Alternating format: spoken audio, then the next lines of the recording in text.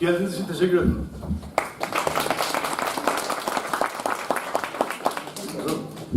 Canlar, geçmişten günümüze inancı, kimliği ve duruşundan dolayı şehit olmuş canlarımız için sizleri bir dakikalık dara davet ediyorum.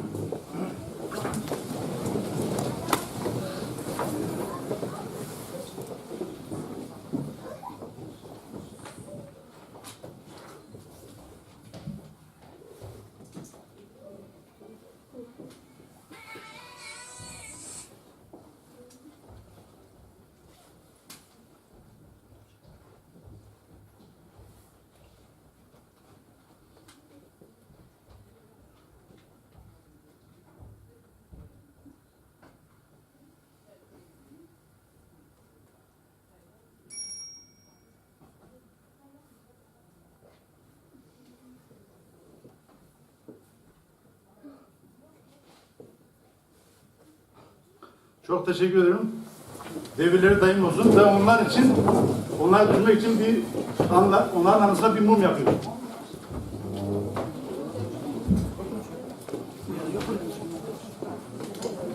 Ve onları saygıyla anıyoruz.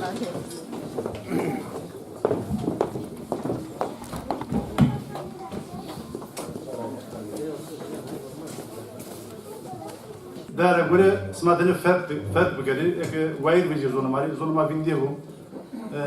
Naratime sekeme dara göre desabra kaybettiğine o desovoy bile kemere göre pia nazonuma abi bir bindiğim. Düşüzü kujige dinade roza zonuma ona Organizazione Culturale Zogan Internațional Organizazione Culturale Zogan UNESCO ser două heiste zonama kırmızı sazagi vato ke nazu benuvin da dara göre mai vaga ke dara göre mas seker ma vaga hatanıga tabii ki imkanı maçını ma zon mektebe de zonama ramışını Mağazada zonuma mektebe madem, şimdi iyi ki mektebe vrede zonum nasıl iyi o zulüm diye beno, dara göre zulüm abi yenu. Mas seker manyada ki mektebe niye mesaibe sivil organizasyon mağaza derse, şimdi mak çiğ bakımı dura tenya neydi mi zonuma dinliyor. Zonuma kamiya mağaza ki Yusuf zonu esto zonu için güçlü bir suçino. Tabii sebebini arkadaşlarız. Nazonuma tabii Samanya'yı. Valla temade demokrasi çinip. Demokrasi çinip daha göre iyi ki Türkiye üzerine sokak son gazetenin mektebe ne işine kasayım böyle. Ne işine yapılması. Eğer mektebe yapılması devlet Türkiye yani poştiye millet devodu zonu holding diye mektebedeki zor domatması Mike o zaman yani bizim şey yok yani. Resul tabii ki hepsi Sveta idare o böyle doğru hepsi aynı metre dülgerde hepsi Ahmet mi? Sveta idare o Ahmet o herkes kişiyse tabii ki maalesef üstüne tiyatro bir besin zon olması bir göre üstüne tiyatro bir zon gelen tabii ki ben öyle. Resul tabii başımız sosyal ve sosyal ve idare başımı. Resulbik milletime butu bir macir. Evet vasıtına o yaki ve zoraki. Her gün üstüze yara Türkiye'de yani Bulgar'ın günde çelle o niye dara göre besin zoruma kesipleri. Nara göre milletime sıma mo bir haysta mavame ki çede domon o da zonro kesipleri. Sıma mevinde teyin yamede ki zonuma bindu. Sıma ki zonro kesipleri na zonuma re vayik beji zonuma bindiyemedim. Her roz 100 saat o bile yani roz destekli o bile haftada 100 saat sıma ki aradı domon da zonda kesipleri. Onca zonuma bindiyemedim. Tek zonuma gidiyor. Vardısına mak domonu salık değil. Zogana mak domonu sanya ama euro dünyada vardısına kirde hazır. Dere göre vaktime çudur vardına çudur simitene nikasma dünyada ne eba o türlü çiğ maalesef. Yine domon ustalıktı. Domon nasıl? Matı vardı sekreter, çuvardı sizin de o. Matı devlet sekreter. Tabii vardı verildi. Jenikay televizyon çilevi. Bilgisayar çilevi. Mağmen televizyon sonda ma lozine dinledim ya lamba dinledim. Diyese şu lamba bir. Diye ki muhafiyo sani sonu yine kasaya geldi. Diye ki taliyor bir tane muhafiyo sani sonu bir avul bozuyor ya halı. Diye sani kasaya geldi ama kamyavu evi sani bu ardı meydan. İşte daha buraya maksimasyonu hav serro da kurslama. Mak bak ma ne huyunda mı ne mi ekana zonuma bindu. Mak çiğ bugeme daha buraya ma bozora da serro da kurslama. Nigayı olmaz mak bana kısmına vazı sma khera mi zor. Biraz da Türkçe anlatayım ne demek istediğimi. Değerli arkadaşlar hoş geldiniz hepiniz. Bildiğiniz gibi 21 Şubat bütün Dünya Ana Dilleri Günü olarak ilan edilmiş. Dünya Kültürü Örgütü olan UNESCO 2008 yılında bizim dilimiz Zazaki, Kırmançki dilini de kaybolan diller arasına göstermiş. Tabii bunun başlıca nedenleri var. Diyelim ülkemizde demokratik eksiklikten dolayı biz dilimizi ilkokulda öğrenme şansına sahip olamadık. Eğer biz dilimizi ilkokulda öğrenme şansına sahip olsaydık zaten böyle bir organizasyona gerek kalmazdı. İlkokulda öğrenilmeyen diller de yavaş yavaş kaybolmaya mahkumdur. Biz sivil toplum kuruluşları olarak ne yapmamız gerekiyor? Veya aileler olarak, bireyler olarak ne yapmamız gerekiyor? Bu konuya uzaktan durup sadece seyretmekle yetinmemeliyiz. Herkes elinden ne geliyorsa onu yapmak zorundadır. Elini taşın altına koymak zorundadır. Biz de Alevi Kültür Merkezi olarak buradaki arkadaşlarımla bir araya geldik. Ne yapabiliriz diye biz de uzaktan seyirci kalmak istemedik. Dedik biz de elimizi taşın altına koyalım. Biz de bir şeyler yapalım dilimiz için. Bir yıla yakındır burada dil kursu veriyoruz her gün. Her hafta Cuma günü 19.30'dan 20.30 arası. Başlayan nedenler var. Ben kısaltmayacağım. Konuşmacı arkadaşlarım biraz daha değinecekler detaylı olarak. Doktor Daimi Cengiz aynı zamanda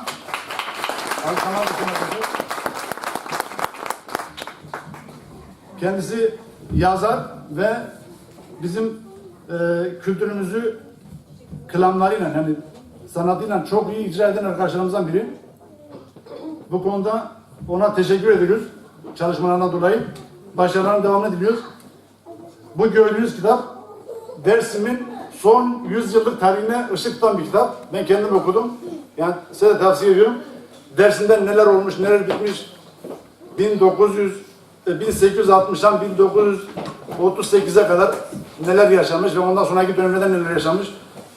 Gerçekten de çok ilginç bir kitap. Ben ilkin itiraf edeyim, ilkin aldığımda dedim bir şairin hayatıdır yani ne olacak dedim. Yani itiraf edeyim, yazar da burada. Ama okuduğun zaman gerçekten insan hayretler içerisine kalıyor. Bayağı doyurucu bilgiler var içinde dersimle ilgili. Neler olmuş, şaşırtlar arasında neler yaşanmış, o zamanki sosyal yapı nasılmış, o zamanki kültürel şeyler nasılmış, onların hepsini ışık tutuyor. Size önerebileceğim bir kitap. İkinci katılımcı arkadaşımız, yani panelist arkadaşımız Hakkı Çimen, kendisi öğretmen. O da aynı şekilde dinimize ve kültürümüze büyük bir emeği olan bir arkadaş.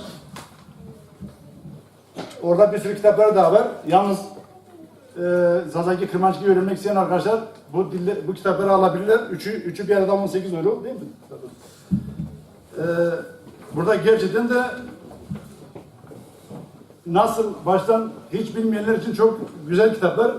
Çok rahat da öğrenilebiliyor. Yani. Bunlar gerçekten çok değerli eserler. Ona da teşekkür ediyorum.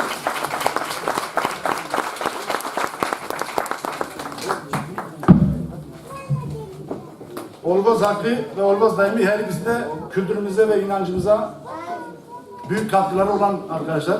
Hep ikisine de hoş geldiniz diyorum. Şimdi sözü onlara bırakacağım. Önce istiyorsanız biraz ortamı yumuşatmak maksadıyla Daimi arkadaşlar ricamız kendisini küçük bir tanıtım yaptıktan sonra bir kelam söylesin veya 2 tane kelam. Ondan sonra Hakkı arkadaşımız konuşmasını yapsın. Daha sonra tekrar Daimi arkadaşımız kelamlarıyla noktalasın ve daha sonra dediğimiz gibi kültürümüzü çok iyi temsil eden yemeklerimiz sizi bekliyor. Şiirden, zerifetten, Babugo'dan, yani Türkçesini söyleyeyim Babugo, Zerifet, Şire Soş, hepsini de üzerine yazmışız. Bizim dilde isimleri nedir? Merak edenler de ayrıca bakabilir. Hepinize teşekkür ederim. Şimdi sözü Tayyip Erdoğan'a verin.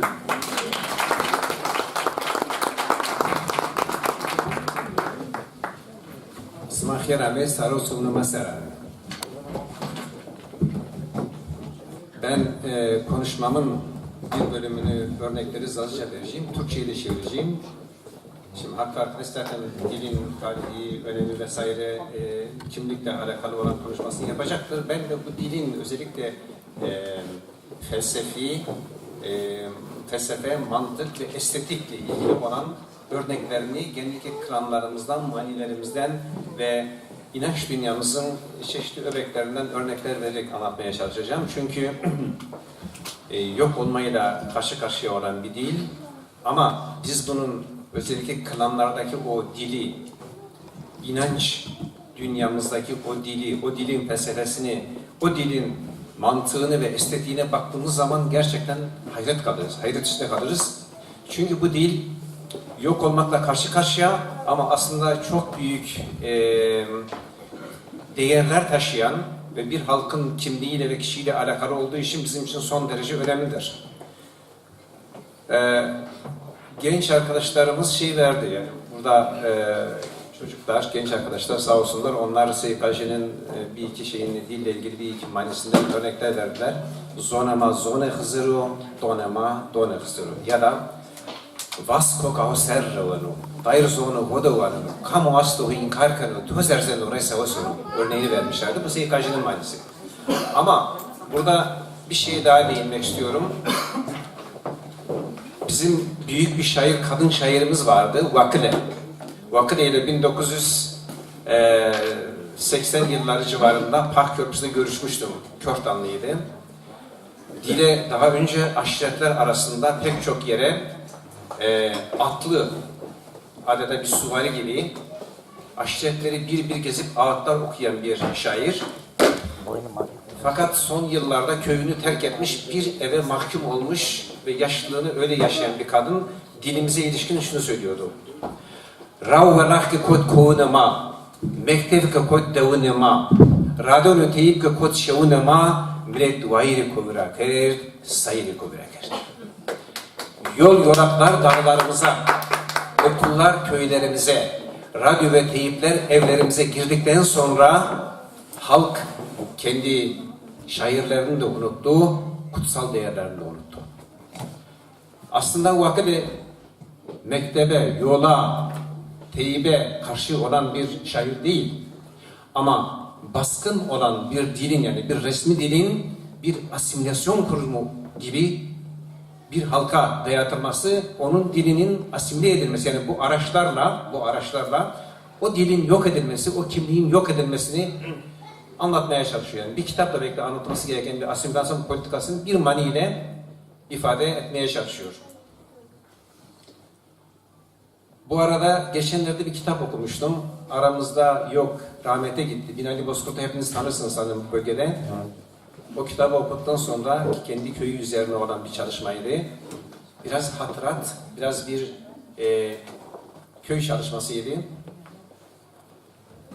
Onların köyüne gitmiştim 1980-90 senesinde Ağrı'da Asteğmenken 3 tane dini ezginin bir kasette olduğunu 64 yılında yapılan bir cem, bir Kureyşan'ın ceminde bir kaydın alındığını, Almanya'dan giden bir işçinin kendi teybiyle bir kayıt aldığını öğrendim. Ta çıktım Ağrı'da, geldim gittim, Kuzveren köyüne gittim. Belki de dilimizin en güzel dini ezgisini orada derledim. Orada topladım, aldım. 4 sayfalık teksti var. 4 sayfalık. Şu anda grup yoruma verdim. Kardeş Türklere verdim. İcra edecekler ama bilemiyorum. Ben şimdi size sazımızın jakında bir problem var ama yine de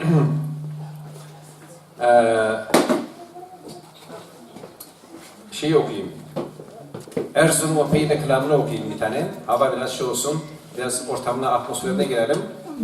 Erzurum Opey'de 1915 yılında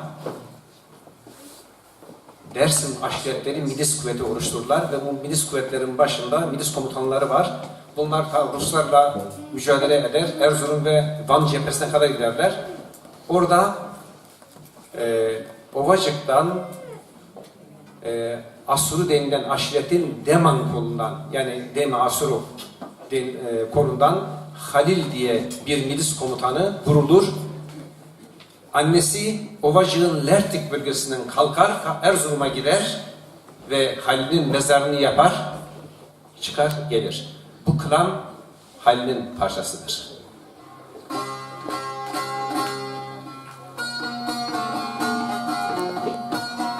Bu çalışıyor mu acaba? Çalışıyor.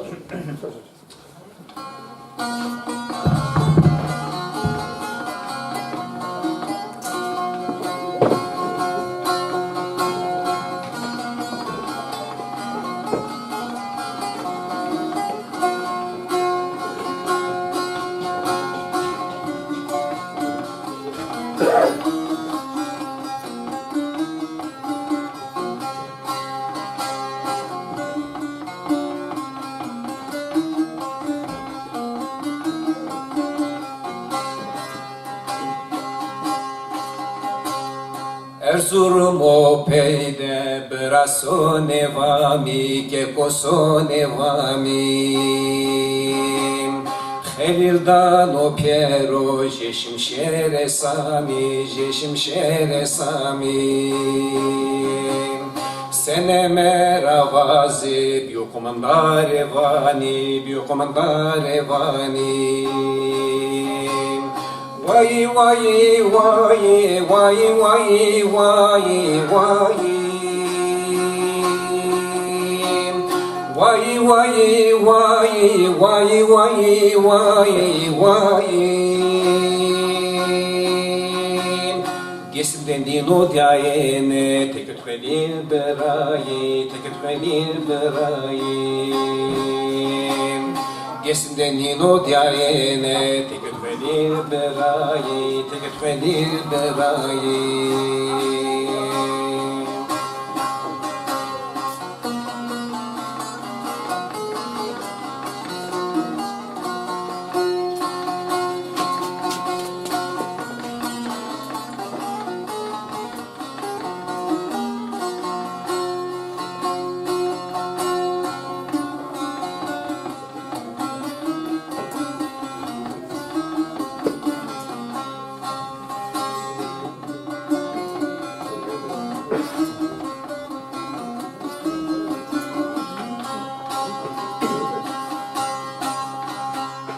Erzurum Opey'de braso ne bro, kekoso ne bro.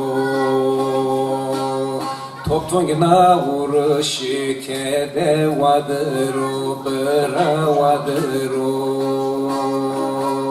Şeremrın ve dare sefkano çero, sefkano çero. Vay vay vay vay vay vay vay. Vay vay vay vay vay vay vay. Yesimden ino diayene teket velil berayi, teket velil berayi.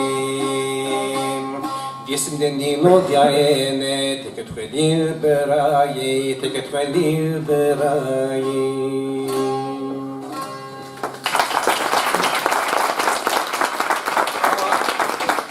Ama sizi Birinci Dünya Harbi ile alakalı olduğu için size bir klanın 1-2-4'lük kısmını okuyacağım. Çünkü dilin felsefesiyle alakalı.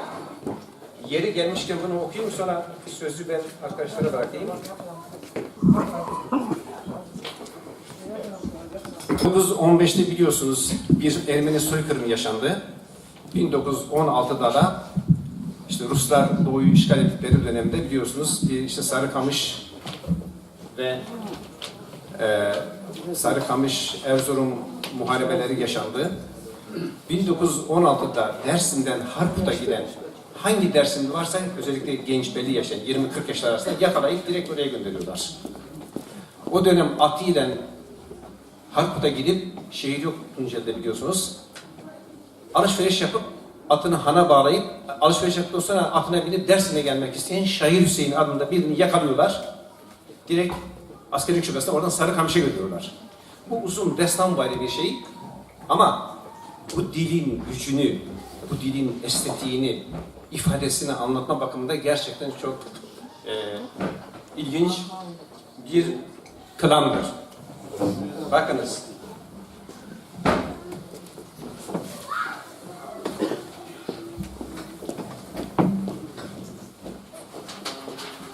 Kılamın herhangi bir yerinden okuyorum sadece. Uzun bir kılam. Devleta Ali Osmani zepesero zepe kenara geserko gerhergo noci kıydu noci iso Velaten ejnevi de horsu sakusema ne şikiyo sıra mireme onumu bila sevet onumu da piso Velaten male ne karo ne bureo ne aksata ne vendiso Cemzu zayidindeki dana are erzene veri toplu mitrozi pasavure sifrede sögüsü Baray kumandan kaseykarım Vakır, Allahu hes tesıha bir dinu bir imana. Avaka her demirero seyide din İslamiyo. Gerek aşırı zenet vırtı gurur nurdu roynisu. Barak sayır cevdano. Ama çevese, Yusuf sütür, evet zenetu seyidu, na cenzo rovalı bıhapnu bero her de bıksu. O pasavaka veyluku kanu yay, domonu kanu sey, jepensi derdo de bir derma paynisu. Türkçesini okuyacağım. Osmanlı biliyorsun ki diyor, Beresus ne kadar dinsiz, imansızsın. Harpte ölen dini İslam'ın şehididir. Gerek ki gide cennette gül nur içinde oturan. Şair cevap veriyor. Dedim evi yanası, insan nasıl cennette şehitlikle genç cavanları kandırıp götürüp harpte öldürür. O paşa ki gelinleri dul, çocukları yetim bırakıyor, kanser gibi bir hastalık ona peyda olsun.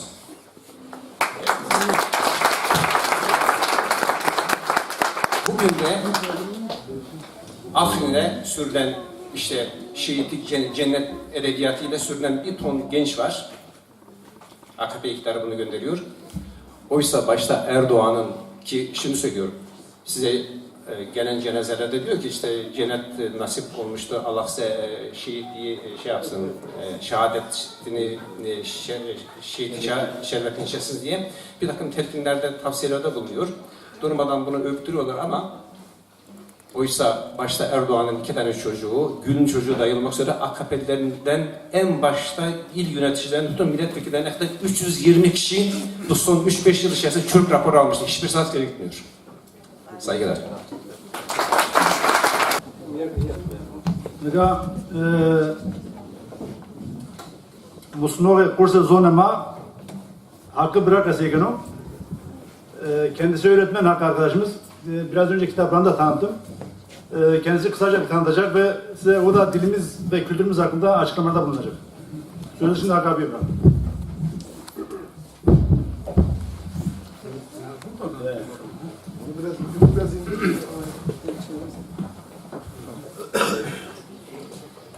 Ja, güven mantayım maskarına.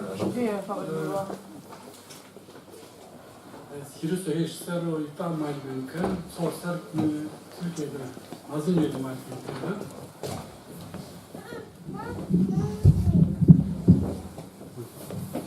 Ne kadar değil tabiken abi o güven sapacını vaka. Ben o nijdi desupon düşsero Duisburg, Solingen, Mörs dersa Zazaki'dan Zazaki Almanki Türkiye Kıtay Mabraş Alman kültürü var az o faskene Kıtay Almanki biraz da körülüşü yani kültürü ama sarma Almanki de veto Alman kıymetli kültürü var her beni verin Ama millet ama tane gerek bükerine niye var? Mari vayrin niye kin? Smara millet ama hava ki snak nazom da çiğ ki veja kıymet de biher ne ki nazom aveşerut sıkı ki smak ne her nasıl ta kayma vrajma. Neyse, no kart ita zaverdan neka roza zonunu dina seruma keseyken euro. Esen vrende zazaki keseyken dıma sarının Türkiye. Şimdi kısaca bir Türkçe söyleyeyim. Ben yaklaşık 40 yıllık öğretmenim. Krefeld kalıyorum. Zazaca, Almanca, Türkçe kitaplar yazdık. Almanlar bizim kitaplarımızı, bizim kültürümüzün içeriği olduğu kitapları hakikaten satın alıyor. İlk öykü kitabım Almanca'ya çevrildiğinde 6 ay zarfında bitti. Ama ne yazık ki bizim insanlarımız bizim dilimizi alıp okumuyor. Bazen kitap sergisi açtığım zamanlar bakıyorum işte orada Türkçe, Zazaca kitaplar var. Bizimkiler Zazaca bildikleri halde Türkçe kitap alıyorlar. Halbuki Türkçe iyi biliyorlar. Eğer Zazaca'yı alırlarsa onu da iyi öğrenebilirler yani. Onun için siz Zazaca kitapları almazsanız biz de üretemeyiz. Biz üretemediğimiz zaman bu dil gelişmez. Problemimiz burada bir düğüm, kör düğüm oluşturmuş. Bu kör düğümü hepimiz beraber çözmek sorumluluğuyla karşı karşıyayız. Herkes sorumluluk taşısın. Bana ne diyen yanlış yapıyor. Bir şey olmaz diyen yanlış yapıyor. Doğrusu dengeli bir hayat sürdürmek, Türkçeyi, Zazacayı, Almancayı aynı dengede öğrenmeye çalışmak. En güzeli bu. Böyle yaparsanız o zaman 3 insanın özelliklerini taşırsınız. Sadece Türkçe konuşursanız bir tek insanın özelliğini taşırsınız. Bugün Dünya Ana Diller Günü. Tabii benim konuşmam o konuda. Biraz sonra ben önce Zazaca konuşacağım. Sonra araya yine müzik girecek. Ben Zazaca yaptığım konuşmayı birebir Türkçe konuşacağım. Onun için sizden sabırlı olmanızı arzu ediyorum. Hani Zazaca bilmeyen insanlar, kardeşlerimiz, arkadaşlarımız sıkılmasınlar. Anlamadıkları bir şey olursa sonraki Türkçe konuşmamda aynısını birebir tekrar dile getireceğim. Canı kucağımırdı. Vayma, brema, mayma, smakhirama. Roza zonunu dinava. UNESCO sera 2023 gözüge zonu roza zonunu dina ilan kard. Dina sera nika 3000 zon keseyi beni. Zona o yani uzmanlara göre kireletuna zonura dilleti beni vint. Eket zile vayrin mekherime. Yani başvaka sezon esto, sezon ke hirelete kere ben hirelete yelimeyda nay hireletura dilleti benevin yani şeşte ses zon benevin ekziri vayrin mekke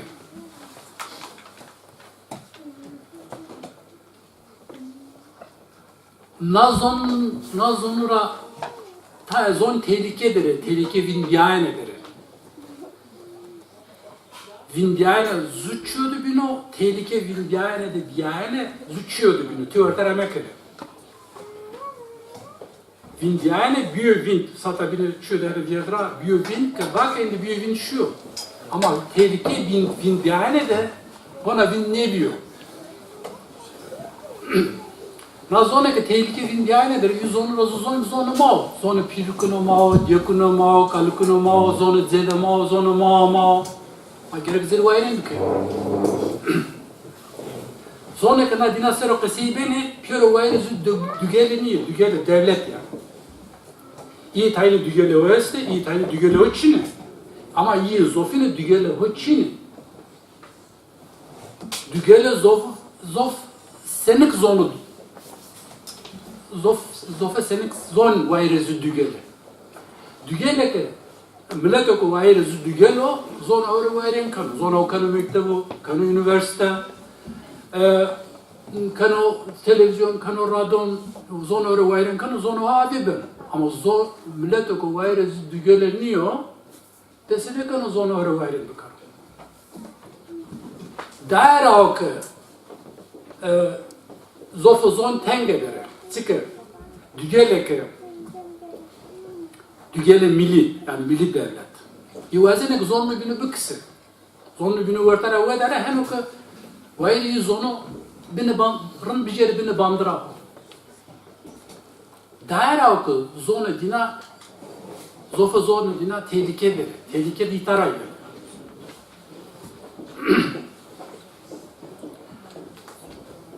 Kalkonuma hatta sanıyoruz onu belki ama izvajını çıkımı xile kapsaya. Devlet azazaona tene hiç şey serra ve rıcıya. Yani hatta hiç şey serra ma peyserşi mi o vakt dügeli may kesti. May koyuyoruz dügeli bini yani. Ad dügeler tipya ama köytün bini bandıra Türk'ü. Ava nava Türk vazine ke mazonu Türk'ü bulmuşum. Türk eve mektubunu ho, eve zaminu ho, eve kıslavunu ho, kışla yani askeri kışla. Eve kıslavunu ho, eve mahkemunu ho, eve kanunu ho, eve bonu zemu. Na bonu demek ma deme Türk. Vazine ma Türk. Dair ke ma herkes gereke eve famu izan. Na zorlu verin bir kelime. Satabilirli birinde bakı ne var ya bir şey olmaz da onu bunu. Hem ne var mı? Bak hem bakı her şey na zon eser sonu her kişi na zon benefit ya.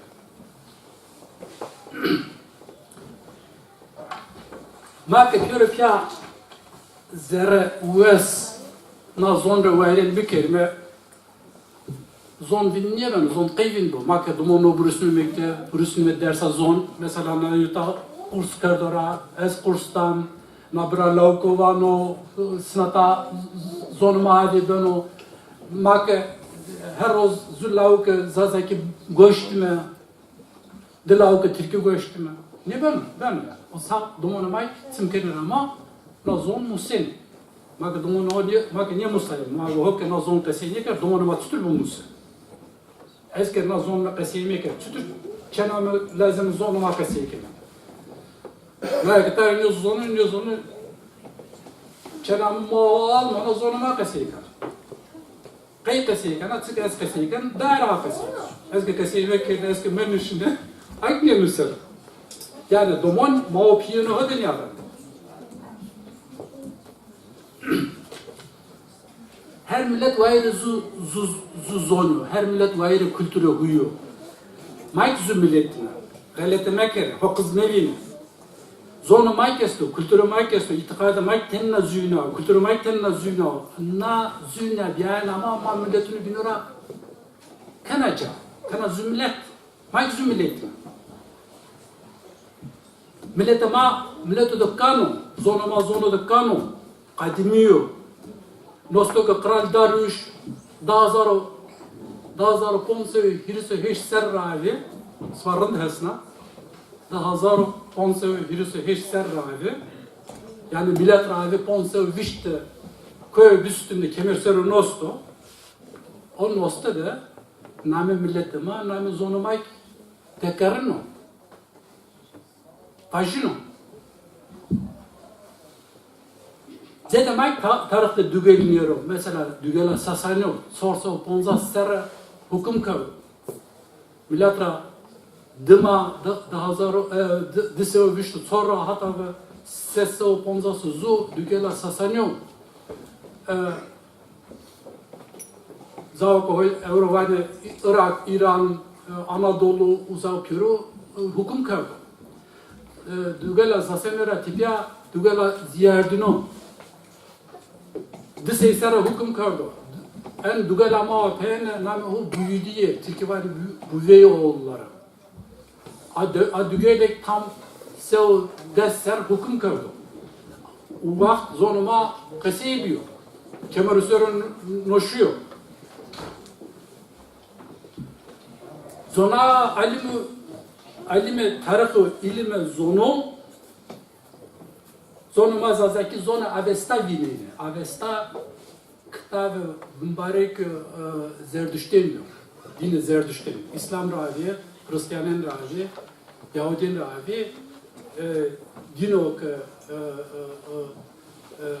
millete hep şark inan kardo Zerdüşt'ten ya. Zengimin arınıyor mu? Yeah.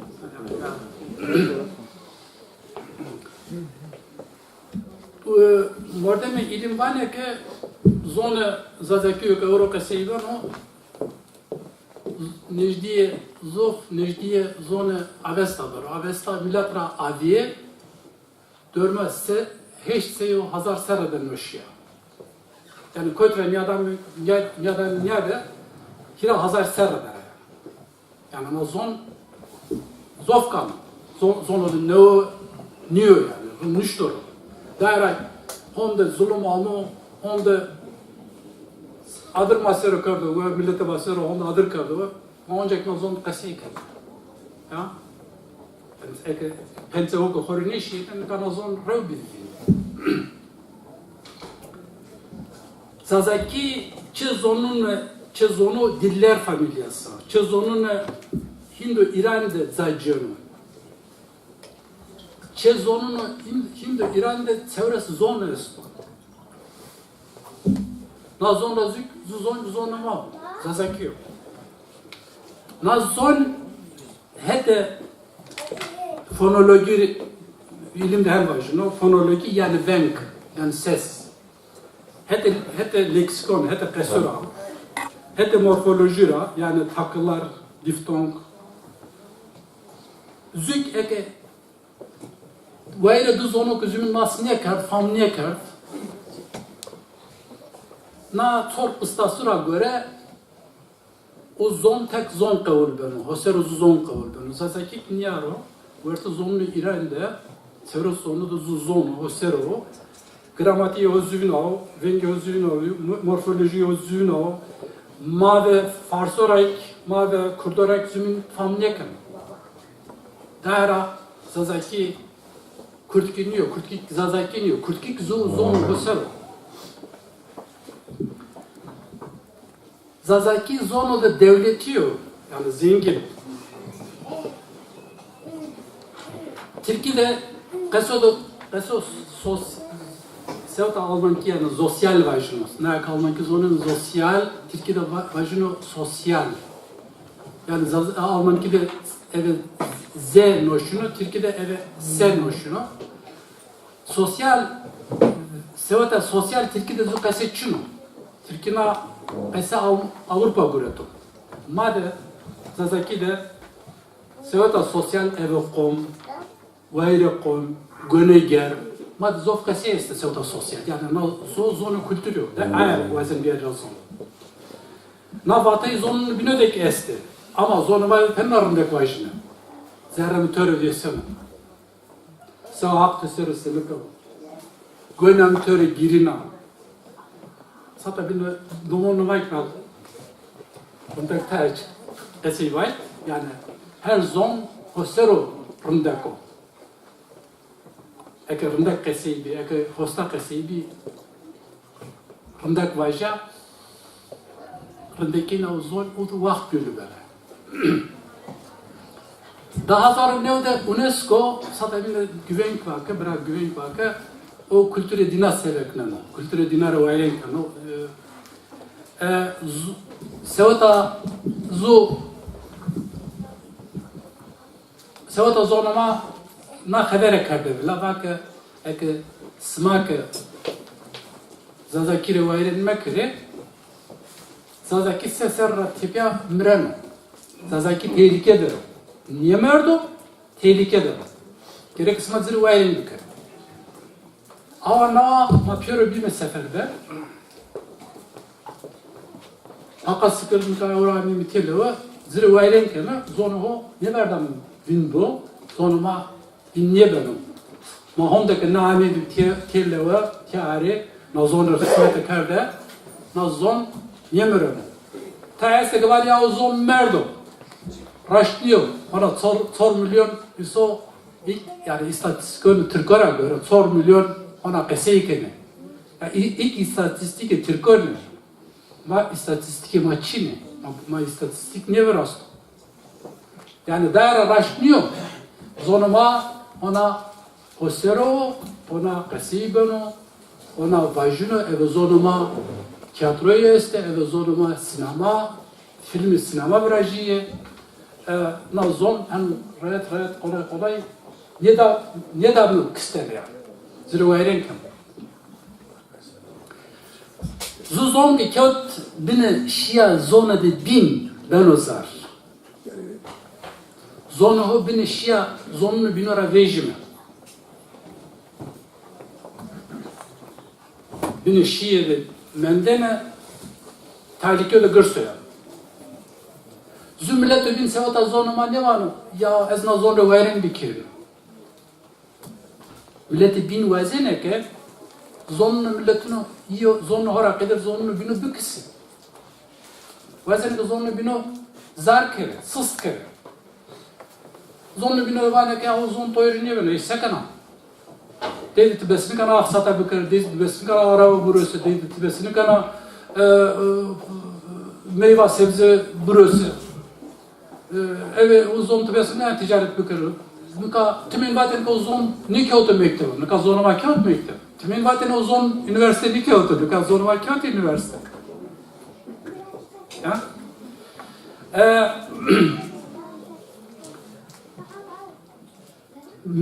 Make ekna zirvayrin ne kana zon merano, make zirvayrin kada zon kaybım merano.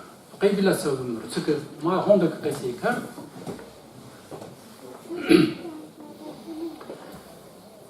Canı camurdunu ilimi, tarih, Oscar Mann, Karl Hadank, Noam Chomsky, Joyne Blau, nam ordumu tespit kardo, tasdik kardo ki zazaki kurtkira kanun.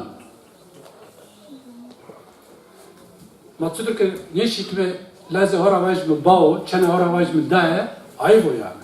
Sutudur laze horavan bao. Sutudur çene horavan bao. Man besini kemek horavaj mı ki zazaki lehçe kurtkiyo. No ayıp o. Niya vatene nazon, naya ke niya vane vazine ke nazon bıksı. Ayıp o yani. Tamam mı? Birayim ma vazine körüm ya bıkıdeşim. Ama niye böyle? Zonu makı vermez sevtatsınay nadine de vişya ramı mı ki? Gerek ama ilim temel bir şey. İslam'a ilimra 4 dina tarihi Hacı Bektaş vardı ya. Hacı Bektaş aile kına savaşıyor ama Hacı Bektaş biyomal bir ilim dina tarihi ya.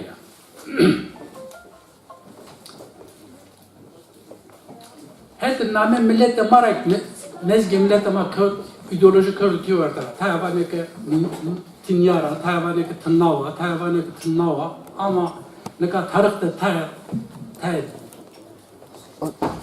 işaret esti, belgeyi esti. İyi belge olarak görün name millete ma büyülü ben. Mesela Türk Zofun name Türko esti. Smara Tayr namı bu aynı. Türkmen, Yörük, Tahtacı, Afşar, Oğuz, Kayın. Ona taybin esti, İsmail'sini. Ama Türk körü var ki biz Türk'üz. Kimse kesne var ez Oğuz'u, kesne var ez Kayın'u, kesne var ez Afşar'u, kesne var ez Tahtacı'yu. Körü var ki biz Türk'üz. Takzunname abi keser. Naya ki zurname de nini keser, kene giniz.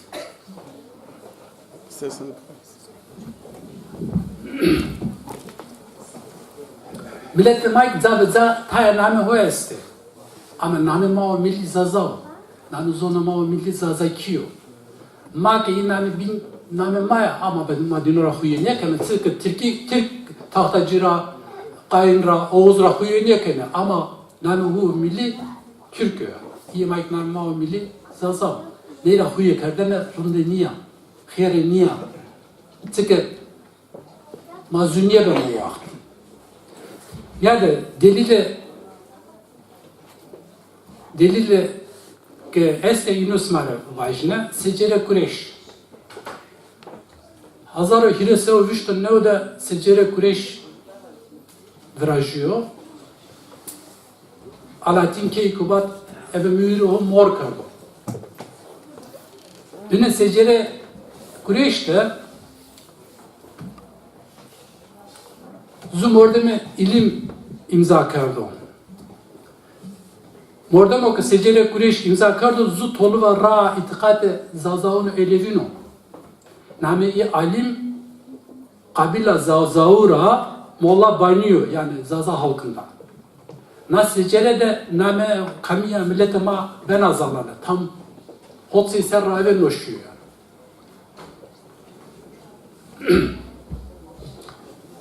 Vaneke sva bürne hasno vaneke Yavuz Selim çevres hazar elidi kırkardo. Raşto. Key kırkardo. Ponsey serra evi.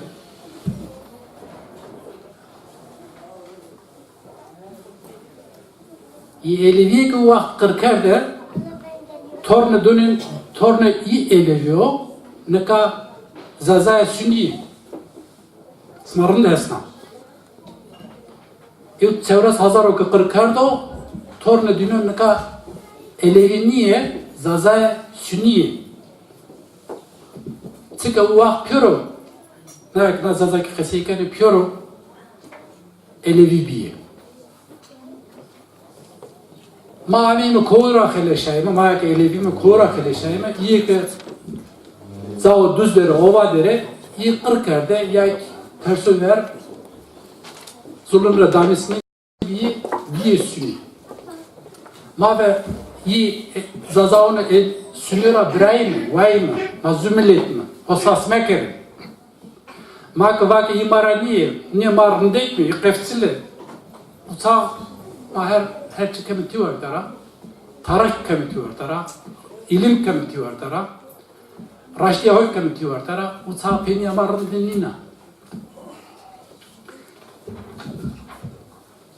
Delilet dine seyahat Osmanlı Evliya Çelebi'yo. Evliya Çelebi Hazar sesse o ponzası şu velate zazaura fethediyor. Yani Hiresao Hatay Serravi. Seyahatname zu kitabı var üstü. Name iki seyahatname. Seyahatname de Niyavanlı.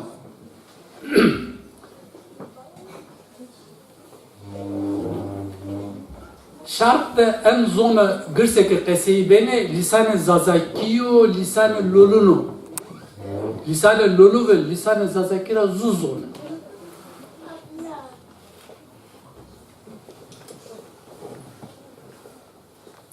Nükana delil tene kılmak ardrazon ki ta kişi tenena roş bu, tenena zalal bu, tenena aklı fahmi milletema tenena tarira bıkheles. Zonuma kilit gaznao tarıkı mao domonuma kana kilit kerdvint ma asimile bem. Hete kamiya milyara bemi piersam, domonuma beni piersam, beni niyevas, hete psikolojira. Domonake mordamin o ilmo psikoloji, ilmo kardo sayake, domonake zono mo honye zonne beni piersam, beni niyevas. Zono maaje sita mo, sütürke ekes eve sita mo ho pilne bir domon Nioeshi Rau persan, de zona Mike son Rau domon Rau beni persan. Kalkunuma, dekunuma, pirkunuma hatana roza eve lauko, eve şuaro, eve sanko, eve hekyato, nazon ardo Ma dinara musayin, yine ho do. Nika döre madır. Ma gerek yine ho bitme. Ma ka domonu salıklıya da domonu okunuyoruz na dersa zazaki o vakit domonu mana zon tenivin. Buna mobil mareman. Serunu peyne de zof imkanı hevla bey meyda. Üniversite Tunceli'de bahse zona edebiyatı zazaki bir an. Daha sonra hiç deme müracaat kar. Hatta teknikla pürümü na mesele vrast neka Necdiye Hotay'da malime zazaki este. Evet diploma zazaki. Daha sonra desüzü de üniversite Bingöl Sempozyumu Zazaki Internasyonali iyi jüyine biraz. Tarihte nuzof muhimu. O sempozyum ezik şuyor, uzamak kaseykar. O sempozyumda tiga milletema alaka ho, sevta zonu ho, sevta kültürü ho, biye kira, biye gırsa. Sonra daha sonra desü değil anlat, Türkiye'de Domonuma Besekene Mektebi'nin Türkiye'de dersa zazaki bir yeri, Çin'e bu, seçmeli ders. Lüksü imkanı da görsün.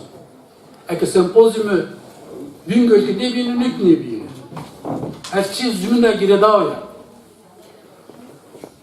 Eurozonuma da zof kitabı esti. Kitabı mektebi esti, kitabı sanko esti, kitabı hikayatı esti.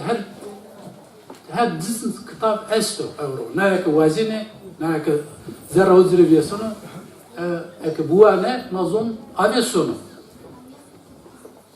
Nika zofu sukude, işte biraz zilfi itavra, güvenlik tavrasyonu, biraz zilfi Babilki'de biraz ezik, Duisburg'da biraz o sezonuma esti. Ama en çoğu mühim nika Peniye'de zagarda, eğilir kasmara peseyken. Nika Almanya'da zonuma köt mektep. Hemen asmaya istemiyorsun. Ma daha zarı dösüpons Duisburg'da abi mikelo zamatı mao piyunu zazaunu Duisburg'u dörünü Duisburg mannaro. Kayma nad zamat naro, ma vaske nad zamat zonuma, sevta zonuma müracaat bükür. Daha zarı dösü ses zamatı ma amen nasker. Dene mahkeme Duisburg zamatı ma nasker, kabul kar. Ma Gulane daha sonra dese hotta müracaat kart. Nazire Mektebinin Nordrhein-Westfalen, eyalet Nordrhein-Westfalen'a müracaat kart. Ministerium für Schule und Weiterbildung. Hiç şey imza. Belki ortasımadık bir ay este, güney imza estazı, haksmara rajı bu.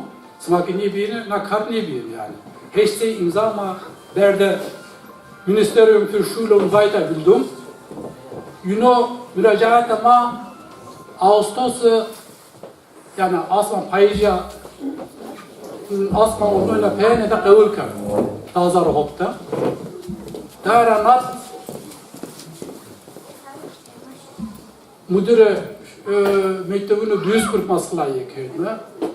Nika Duisburg'da serna tazar desu hiç desu ne de kera hakser ders azazaki sifte bena. Na ders ravani mutaşsprachlicher Unterricht. Ja, da war eine herkunftssprachlicher Unterricht. Name o herkunftssprachlicher Unterricht. Yani zone domonunu göçerin ki göçmenin ki Almanya'da, muhacirin ki Almanya'da sevdacını muhakkak da.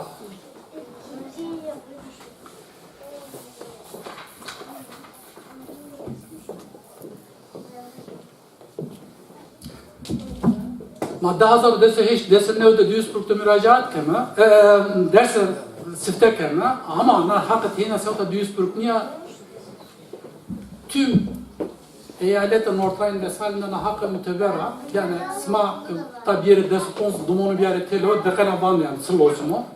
Sma besekeni Hatingen'de na derse, na hakkı derse ceni. Ama gereken mavi pi bir yere telo zübe. Sevata dersen zazaki mektebini Almanya'da tıl lozumu. Domon lozumu, domon ismi. Gerek sevata mektebe viren yani sınıfa jüyra hatta sınıfa soruna desup 11 domon. Kayıt bir kere. Mektebe verti de sınıfa poncinera hatta sınıfa 5'ine gerek desu hiç domon kayıt bir.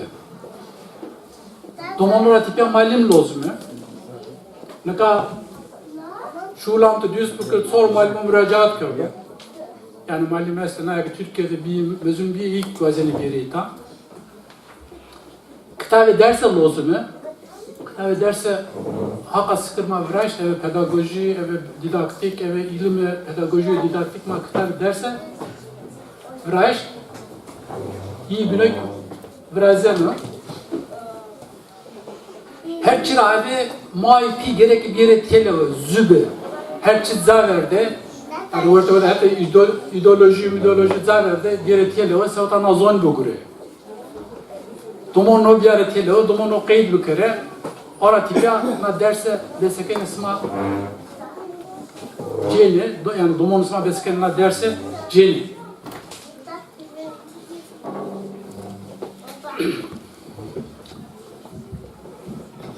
Ya Hızır, bir zonu, bir roştu, bir reytse tengo tali demeyin mi?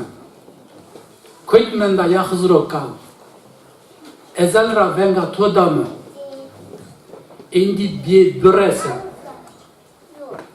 Tike niyama niresta ma bemer lav. Brayme, vayne, herkes nakar kare hokero. Ne bazı o biraz o es Tenya'dan. En ne bunu? Güven satırın rındak vaka. Tenya mede ya seyirci mebe. Smak karbijeri höser. Smak aktif be. Hen o kana zon mektebi okuyuna zon. Tenya mektebde xeleşiniz. Çede niye xeleşiniz? Ebe kurs niye xeleşiniz? Gerek mektebde ders ana zon bu ya. Roza zona mao kome mara xiyere bu. Hızır olmaz ama az ama.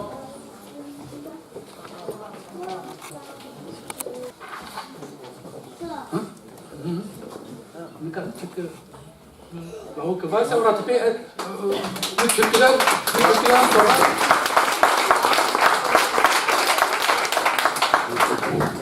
araya müzikten sonra Daim hocamın güzel sesi ve sazından sonra konuşmamı Türkçe yapacağım.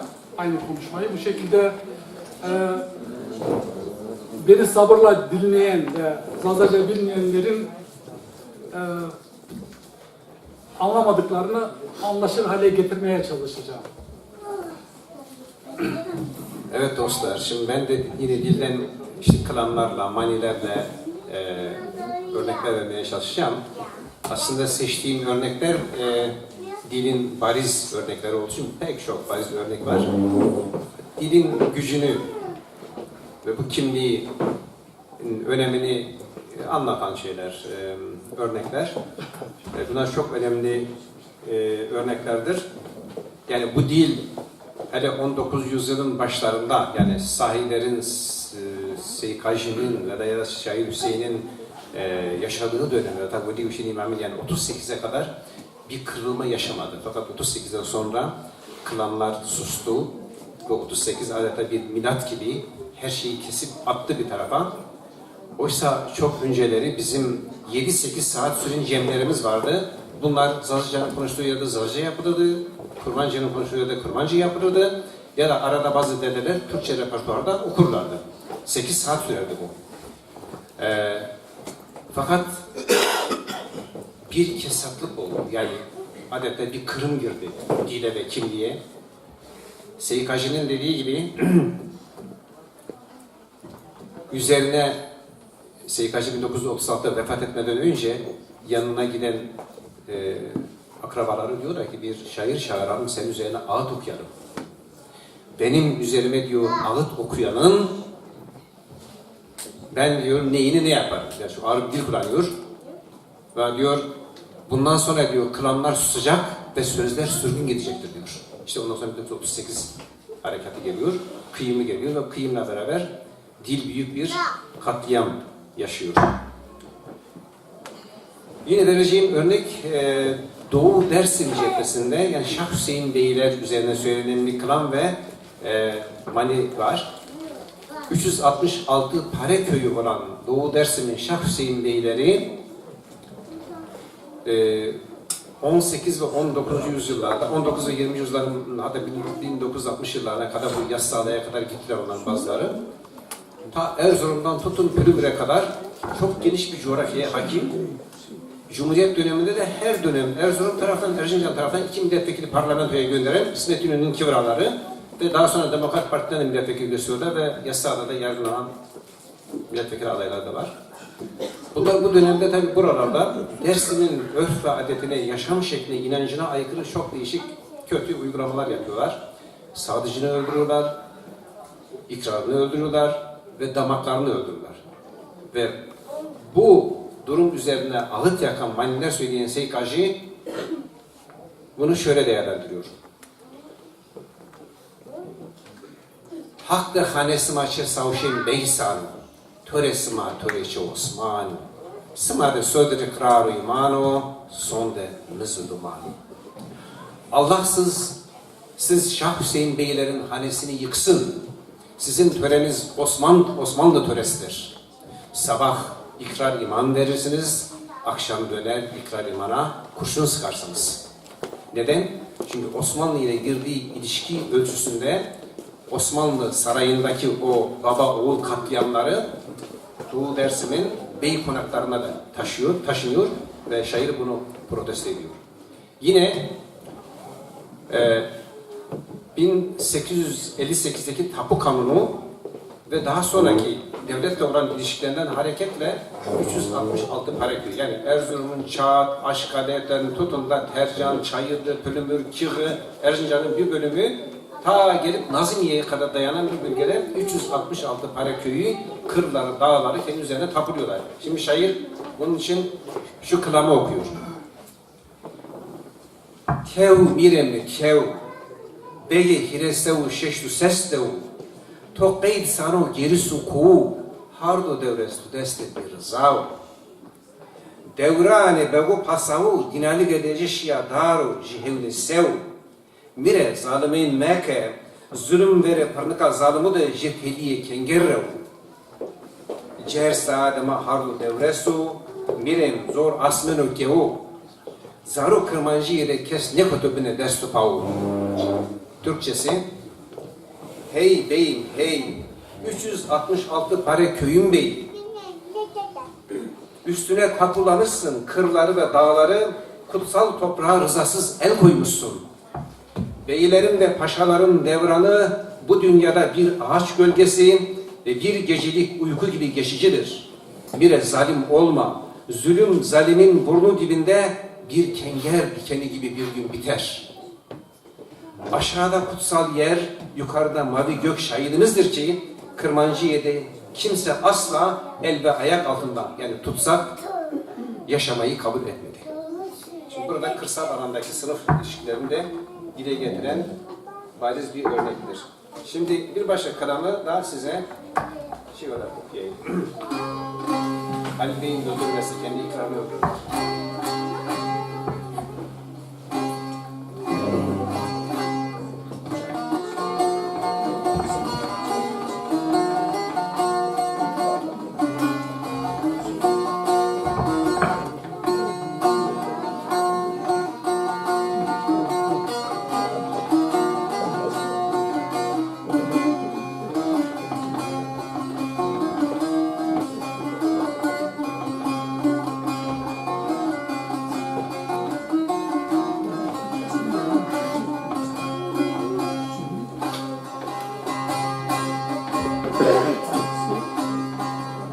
Miro, miro, bien besto, miro. De miro, miro, bien besto, miro. Miro zalmeni meke, dismeni to khazro. Kamka kamire kınato penyere hogeno ve pero.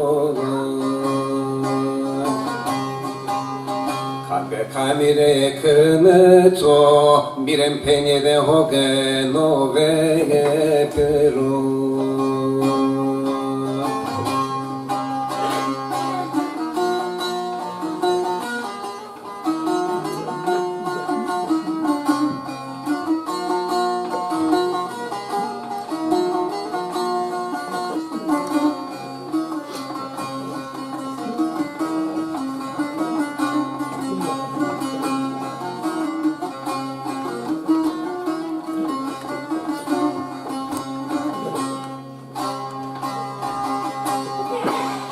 Fiemme vera sole birem zado Fiemme duste sole beyem zado Ostore khelil beyem biare zini sorado Bezna huyarın deke reyna serotado Beyem racino nella zone udado.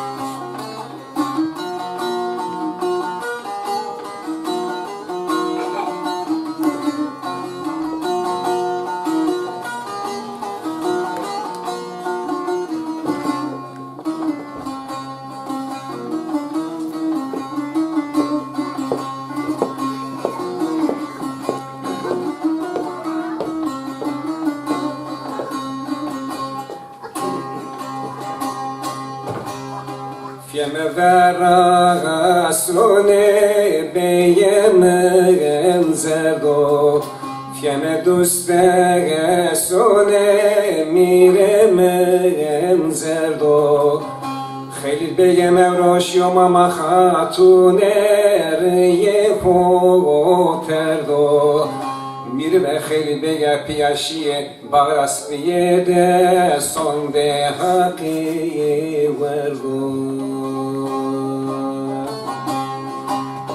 Kalpe sonde hak nekiye verdo hak zereye verdo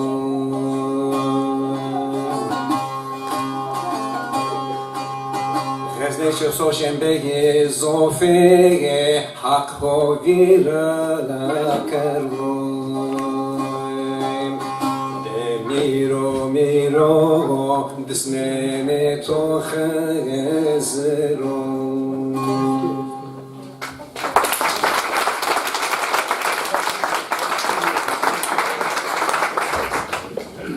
Ağzına sağlık. Şimdilerin cümlesini söylediniz. Savşar Bey'in torunuyum ben de. Öyle mi? Onun için duygulandım. Peki, teşekkür ederim. Sağ olun. Evet, söylediğimiz gibi şimdi demin yaptığım konuşmayı Türkçe yapmaya çalışacağım. Sevgili dinleyiciler, sevgili anneler özellikle, çünkü ana dil günü, sevgili kardeşlerim ve hemşehrilerim,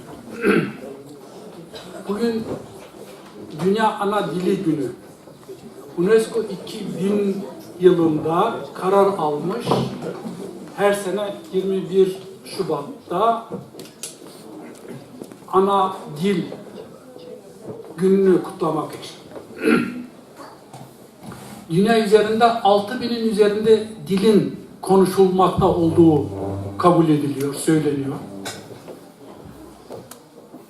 Bilim adamlarının yaptıkları araştırmalara göre eğer tedbir alınmazsa, sahip çıkılmazsa önümüzdeki 100 yıl içerisinde bu 6000 dilin 2/3 ölecek. 100 rakamını göz önüne alırsanız 2/3'yi çok rahat anlatabiliriz. 100 rakamını 3'e böldüğümüz zaman 33,3 çıkar. 33,3 artı 33,3 eder 66,6. Yani dünyadaki dillerin %66'sı kaybolur. Eğer tedbir alınmazsa. Kaybolma tehlikesi altında olan dillerden birisi de bizim ana dilimiz olan Zazaca. Bu dil kaybolmamış, kaybolma tehlikesi altında. Burada çok büyük bir fark var. Kimisi yangına benzinle gidiyor. Diyor ki bu dil kaybolmuş. Hayır kardeşim. Türk devletinin istatistiklerine göre bizim böyle bir istatistiğimiz yok. Daha 3 milyonla 4 milyon arasında insan Zazaca konuşuyor ve yazıyor. Yani bu dil ölmemiş. Tam tersine kaybolma tehlikesi altında. Onun için bizim hepimize bir görev düşüyor. Burada anne olan, baba olan, dede olan, nine olan, hatta Türk olan, hatta Kürt olan, Alman olanlara herkese bir iş düşüyor. Çünkü biz de insanız. Bizim de böyle bir hakkımız var. Bizi de korumalar lazım. Çünkü devletimiz yok. Yani. Zaten bu dillerin kaybolmasının nedenlerinden bir tanesi, en önemlisi milli devlet hikayesi. Milli devletler devleti olmayan halkların dilini öldürmek ister. Neden öldürmek ister? Tek bir millet yaratmak için. Tek tip bir millet yaratmak için. İşte tek dil, tek millet yaratabilmek için. Tüm problemler buradan kaynaklanıyor. Bu probleme karşı bizim de panzehirimiz hep beraber çalışalım. Hep beraber bilinçli hareket edelim. Ana dilimizin ölmesini ya da ölüm tehlikesi altına girmesini engelleyelim. Bu bizim elimizde. Çünkü biz eğer ana dilimizi çocuklarımıza aktarırsak, çocuklarımız bu dili konuşursa neden dil ölsün ki? Böyle bir problem olmaz ya.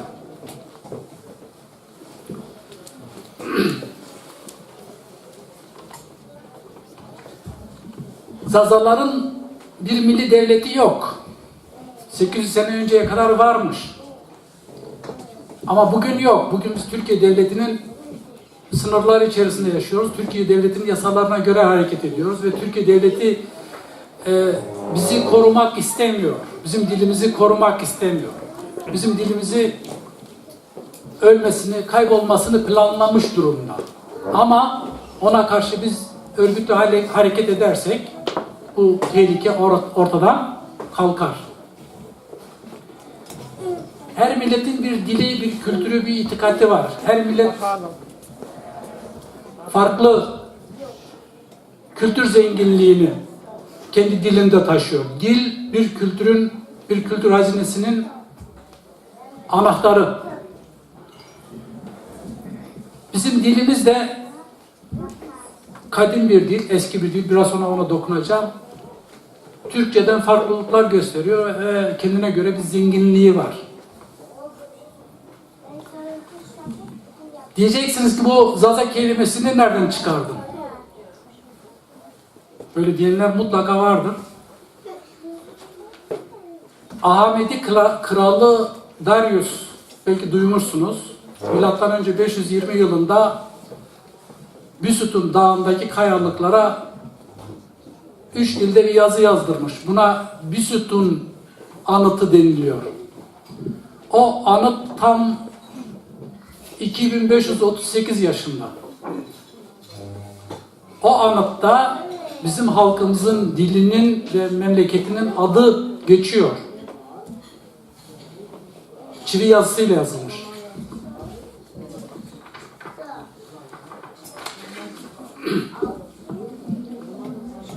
Sasani İmparatorluğu'nu duymayanınız yoktur.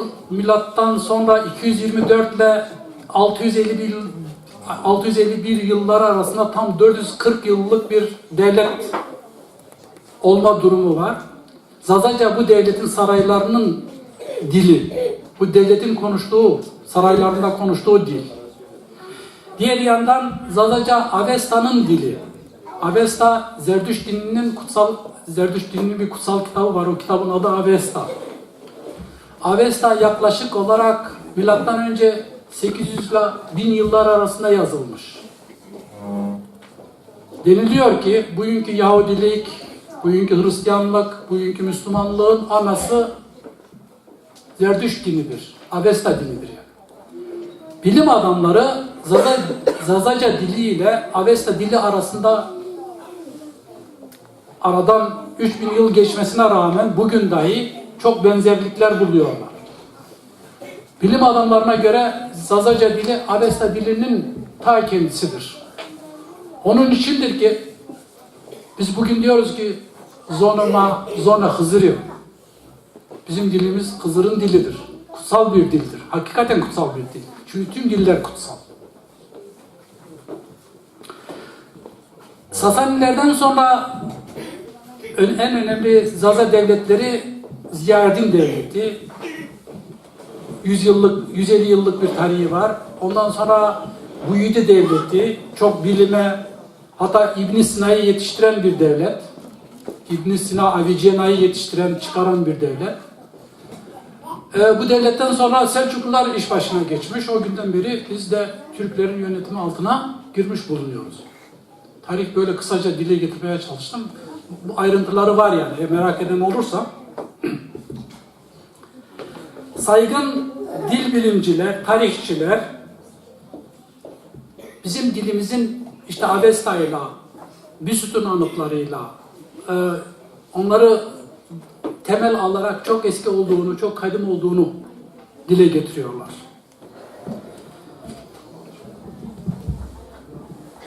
Zaza dili Hint-İrani bir dil. O dil ailesi grubuna giriyor. Bu dil ailesi içerisinde 40 tane dil var. Bu 40 tane dilden bir tanesi de bizim dilimiz. Bir dilin, diğer dilin şivesi ya da lehçesi mi değil mi şu kıstaslarla ölçülüyor. Fonoloji yani ses bilimi, leksikon yani kelime hazinesi, 3 morfoloji, diftonglar, takılar. Bir dördüncü kıstas da iki dili konuşanın birbirini anlayıp anlamaması her konuda. Eğer bu 4 konuda bir farklılık varsa o dil öbür dilin lehçesi olamaz.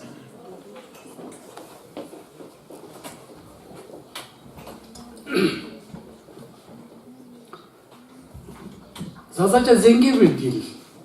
Mesela Türkçe'de sosyal kelimesinin karşılığı olan sosyal bir tane kelime yok. Ben Türkçe öğretmeniyim. 40 senedir Türkçe öğretmenliği yapıyorum. Ama sosyal kelimesinin Zazaca'da en az 3 tane karşılığı var. Çünkü Zazaca eski, kadim, oturmuş bir kültür dili. Diğer dillerde de bu söylemler var. Ben seni seviyorum, iyi geceler, iyi akşamlar. Ama Zazaca'da bunlar daha farklı söyleniyor. Zerremi töre yesen, gönemi töre girina, seva hafta sürü sınıkı. Bunlar da buradaki incelik oturmuş. Zazaca'yı bilenler, anlayanlar beni mutlaka tasdik edecekler. Bir dil ne zaman ölür? Ne demek ölü dil? Bir dilin son konuşanı öldü mü, o dil ölü kabul edilir. Yani 2 kişi daha hayatta ve o dili konuşuyorsa o dil ölmüş kabul edilmez. Bu bakımdan Zazaca'ya karşı son yıllarda bazen görüyorum, işte o dil ölmüş dildir, o dil ticaret dili değildir, o dili ne yapacaksın gibi söylemler var. Bu söylemler zehir. Zazaca'nın hayatta kalmasına karşı bu sözler. 4 milyon insan daha Zazaca konuşuyor ve Zazaca üniversiteye girdi. 2 tane üniversiteye girdi. Bingöl Üniversitesi'ne girdi. Tunceli Üniversitesi'ne girdi. Mardin Üniversitesi'nde bir Zazaca bölümü var ama işte Kürtçe'ye endekslemek için yani. Ama işte Türkiye'de seçmeli ders olarak kabul edildi. Tunceli ve Bingöl'de zannedersem 2000 üzerinde çocuk Zazaca dersi alıyor. Tunceli'de 800 çocuk Zaza dersi alıyor. Seçmeli Zaza dersi alıyor. Tunceli merkezde. İlçelerini bilmiyorum. Sadece merkezi biliyorum. Almanya'da işte bizler Zazaca'nın ölmemesi için kurslar yapıyoruz. Kitaplar yazıyoruz. Konuşuyoruz işte. Yoruyoruz kendimizi. Biz böyle kendimizi yordukça Sizler de bize destek verdikçe, sizler de çocuklarınızı okula gönderdikçe, derslere gönderdikçe Zazacan'ın ölmesi için bir neden yok. Zazaca ne zaman ölür? Bana ne dediğiniz zaman ölür. Zazaca ne zaman ölür? Ya siz yapın işte. Bir şey olmaz. Ben böyle bakarım. Güven biraz önce söyledi. Seyirci olmamalıyız. Aktif olmalıyız. Burada görev almalıyız. Çocuklarımızla konuşmalıyız. Onları ikna etmeliyiz. Onların alakasını uyandırmalıyız. Çünkü siz böyle yapmadığınız zaman çocuk der ki ya benim ana dilim Almanca. Ben niçin Zazaca öğreneceğim ki? Bir de Türkçe öğrendim. Şimdi bir de Zazaca mı öğreneceğim? Bunu çocuğa anlatmanın tek yolu şu.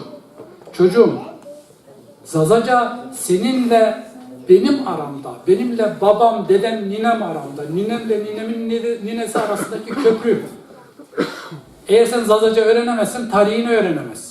Eğer sen Zazaca öğrenemezsin, sen beni anlayamazsın. Eğer sen Zazaca öğrenemezsen, bu kültürün zenginliğini öğrenemezsin. Bu şekilde çocuklarınızı mutlaka ikna etmelisiniz. Her millet kendi dilini korur, kendi kültürünü korur. Başka bir millet başka bir milletin dilini korumaz. Herkes bunu biliyor, benim söylememe gerek yok. Sizden başka, Zazaca dil sahiplerinden başka, bu dile sahip çıkabilecek başka insanları bulamazsınız. Belki böyle insansever, humanist insanlar vardır. Mesela Almanlar bu konuda çok iyi. Kanunları çok iyi Almanlar. Almanlar bir kanun koymuş. O kanuna göre her muhacir çocuğu, yani her göçmen çocuğu ana dilini öğrenme hakkına sahiptir. Almanların bu kanunu olmasa Almanlar da iyi değil kardeşim. Ama Almanların kanunları iyi, uygulamaya gelince ben işin içindeyim, çok zorluk çıkarıyorlar. Bu zorlukların hepsi aşılabilir çünkü kanun var.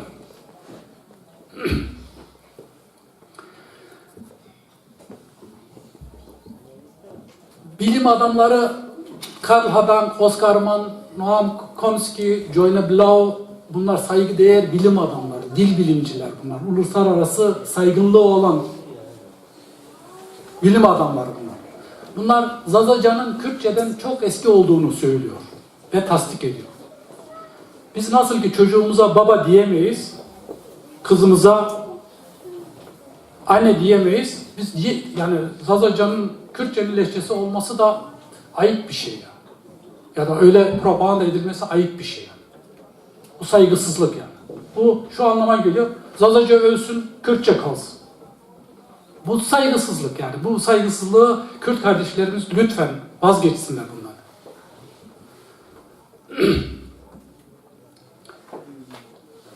Saçmalıyorsun hocam. Bilim adamları Bu ne demek yani? Böyle bir şey hiçbir zaman Böyle bir şey yok ya. Sonra ses bir soru soran arkadaşlar sorabilir. Sorun ama iyi konuş. Onu ben söyleyeceğim. Türklerin de Türkçe öğretmen olduğunu yani. Türklerin de bir sürü adı var. Bizim adımız bazı yerlerde Saçmalıyorsun denmez. İyi konuşuyorlar. Dinleyin arkadaşlar, saygı duyun. Her şeye saygı duyalım. her halkın birden çok adı olabilir. Her halkın, her milletin bir addan çok adı olabilir. Mesela Türkler çok adı var. Türkler kendilerini Türkmen, Yörük, Tahtacı, Afşar, Oğuz, Kayın gibi yani adları var. Ama Türkler hiçbir zaman Kayın olan, Oğuz olan, Yörük olan hiçbir yerde demez ki ben Yörük'üm, ben Tahtacıyım demez, ben Türk'üm der. Bir tane milli isimde kalır yani. Milli isim korur bir dili. Milli kimlik korur bir dili. Eğer Kürt milli kimliği olmasa Kürtçe ölür. Eğer Kürt milli kimliği olmasa Kürt halkı ölür. Onun için Kürtler bir tek isimde karar almışlar ve kullanıyorlar. Son 30 seneden beri bir tek isim kullanıyorlar. Ben o konuyu çok ciddiye alıyorum. Çok iyi yapıyorlar. Türkler de öyle. Biz Türküz diyorlar. Alevisiyle, Sünnisiyle, Yörüğüyle, Tahtacısıyla, Kayınıyla, Oğuzuyla. Bizim de yöresel adlarımız olabilir. Ancak bizim hakiki milli adımız Zaza. Dilimizin adı da Zazaca. Bunu belgeleyen belgeler şunlar. Birincisi Kureş seceresi. Şu anda 700 yaşında. Kureş seceresi Alaaddin Keykubat tarafından mühürlenmiş. Ve Kureş seceresinin altında şöyle bir imza var. Zaza milletinden Alim Mola Bali, yol talibi. Yani o da Alevi. Şimdi Zaza milletinden açıklaması 700 yaşında. Burada şu açıklamayı yapmakta fayda buluyorum. Bugünkü Sünni Zazaların önemli bir kısmı 500 sene önceye kadar Aleviydi. Derler ki Yavuz 40.000 tane Alevi kesmiş. Doğrudur. O 40.000 tane Alevi'nin çocukları bugün Sünni Zazalardır. Biz değiliz. Biz Alevi Zazalar dağlarda yaşamamızı sürdürmeye devam etmişiz. Aleviliğimizi korumuşuz. Ama onlar ovalık yerlerde oldukları için Osmanlı zulmüne dayanamamışlar ve Sünnileşmişler. Yani bugün Sünni Zaza olan Zazalar 500 sene önceye kadar Aleviydiler. Elimizde belgeler var. Şunu söylemek istiyorum. Alevi Zazalarla Sünni Zazalar kardeş, öz bir halk, aynı halk. Türklerin de Sünnisi var, Türklerin de Alevisi var. Ama Türkler milli kimlik konusunda çok açıklar. Milli kimlik konusunda hemen diyorlar ki biz Türk'üz. O zaman Aleviliği ve Sünniliği bir kenara bırakıyorlar. Birinci derecede öne çıkardıkları şey Türklük. Kürtler de bu işi çok doğru yapıyor. Kürtlerin de Sünnisi var, Alevisi var. Kürtler de artık son zamanlarda Aleviliği, Sünniliği işin içine karıştırmadan biz Kürtüz diyorlar. Doğru bir yol. Ancak bu şekilde Kürt halkı ayakta kalır yani. Onun için biz de Sünni kardeşlerimizi küçük görmeyelim. Onlara işte Muaviye dölüdür, bilmiyorum ne saçma şeylerle onları aşağılamayalım yani. Bu doğru bir şey değil. İtikat ayrı bir şey, milli kimlik ayrı bir şey yani. Diğer bir belge Evliya Çelebi'nin Osmanlı seyahatı Evliya Çelebi 1650 yılında Doğu'yu ziyaret etmiş. Doğu Anadolu'yu. Daha doğrusu bizi ilgilendiren tarafı Zaza bölgelerini gezmiş. 1650 yılında yani 360 sene önce, 370 sene önce. Orada yaptığı şu tespit var. Doğu'da en çok konuşulan dillerden bir tanesi de Zaza dilidir ve Lolu dilidir. Lolu dili ile Zaza dili aynı dillerdir. Kısaca verdiğim bu bilgilerle demek istiyorum ki bizim de bir milli kimliğimiz var. Fakat unutturulmaya çalışılıyor. Başka bir kimlik dayattırılmaya çalışıyor. Biz ideolojilerden uzak bilimle ancak kendimizi koruyabiliriz.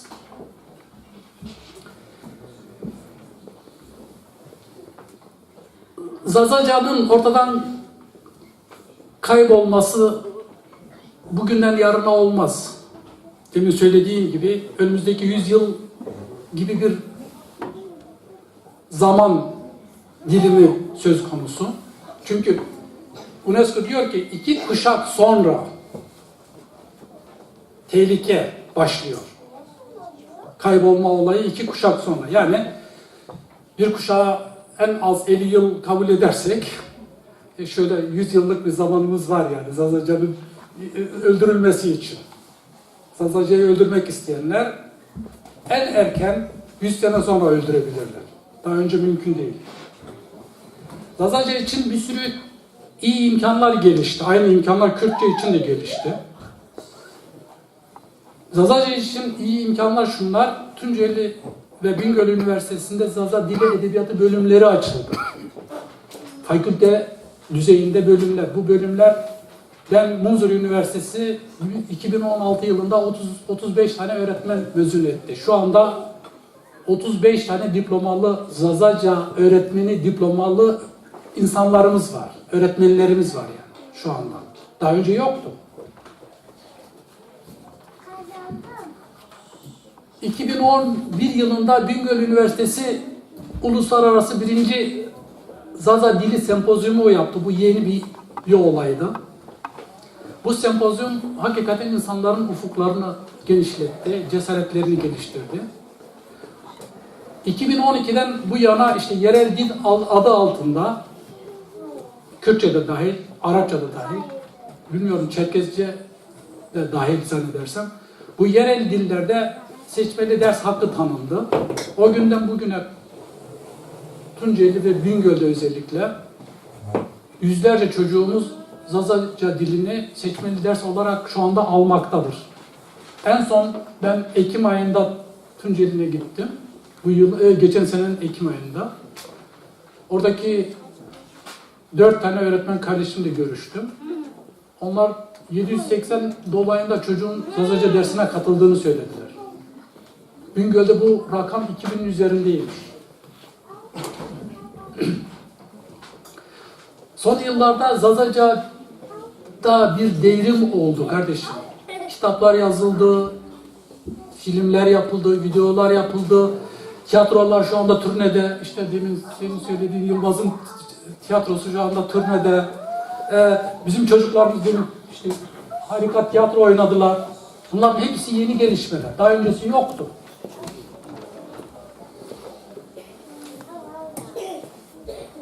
Şu anda Türkiye'de dahil birçok ülkede Zazaca dil kursları var. Ama en önemlisi Nordrhein-Westfalen'de Zazaca dili Herkunftssprachliche Unterricht olarak kabul edildi. Geçen yılın Ağustos ayında, yani 2017'nin Ağustos ayında Zazaca dili Herkunftssprachliche Unterricht olarak kabul edildi. Herkunftssprachliche Unterricht göçmen çocuklarına kendi dillerini öğrenme hakkını tanıyor. Kanunun adı şöyle: Grunderlass des Ministeriums für Schule und Weiterbildung vom 21.12.2009 BASS 13-63 numara 3. Bu kanuna göre göçmen çocukları kendi ana dillerinde haftada 5 saate kadar ders alabilir. Tabii bu derslerin organize edilmesi lazım. Biz Duisburg ve çevresi Zazaveliler Derneği, ben Duisburg ve çevresi Zazaveliler Derneği Başkanıyım. Sayın Hoca da ikinci başkan. Onu da söylemek fayda var. Biz 2015 yılında bu derneği kurduk. 2016'da bu dernek Eingetragene Verein oldu. Mayıs 2017'de Ministerium für Schule Weiterbildung Düsseldorf'a müracaat ettik. Ağustos'ta bizim dilekçemiz kabul edildi. Seneye yani 2018-2019 eğitim öğretim yılında Duisburg pilot şehir olarak seçildi. Duisburg'da Zazaca derslerine başlanacak Duisburg okullarında. Şu anda zannedersem 60 dolayında kayıt var Duisburg'da. Bu hak sadece Duisburg'a tanınmamış, tüm Nordrhein-Westfalen'e tanınmış. Yani Rattingen'de de bu hak geçerli. Şu şartlar var.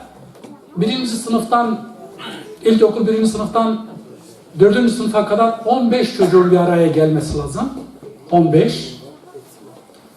Ortaokullar için yani weiterführende Schulen 5. sınıftan 10. sınıfa kadar 18 çocuğun kaydedilmiş olması lazım.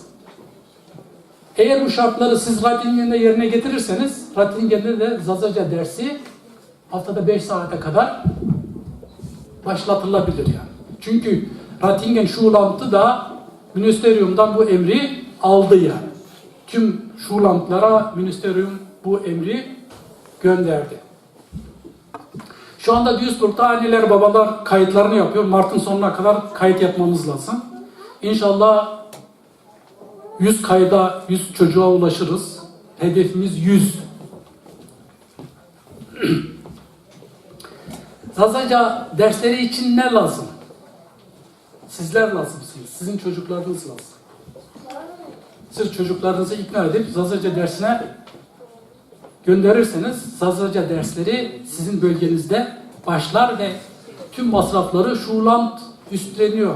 Kitap parası, öğretmen maaşı, hatta 3 kilometreyi geçen, 3 kilometre uzaktan gelen çocukların yol masrafını Şuurland ödüyor. Bu bakımdan sizin için, yani bizim hepimiz için bu büyük bir şans yani. Bu şansı lütfen en iyi şekilde değerlendirelim. Sevgili kardeşlerim, boşuna dememişler işte birleşirsek kuvvetli oluruz. Siz de burada bir araya gelmişsiniz. Bir de bu cemaat içerisinde bir Zaza Veliler grubu oluşturmanızı öneriyorum. Çünkü böyle bir grup oluşmayınca siz burada Zazacayı Herkunftssprachliche Unterricht meclis dili olarak okutmanız biraz zorlaşabilir yani. Çünkü Almanlar örgütsüz hiç kimseyi ciddiye almıyor. Örgütsüz insanı Alman devleti ciddiye almıyor. Örgüt dediğimiz, yanlış anlamayın, illegal örgütler var, bir de legal örgütler var. Biz legal örgüt olmalıyız tabii. Ya? Yani anne babalar bir araya gelip bir grup oluştururlarsa işte bir örgüt olurlar. Devlet de Şuurland da onları tanır. Hepinize saygı, sevgi ve işinizde başarılar, daha güzel günlere hep beraber. İyi akşamlar.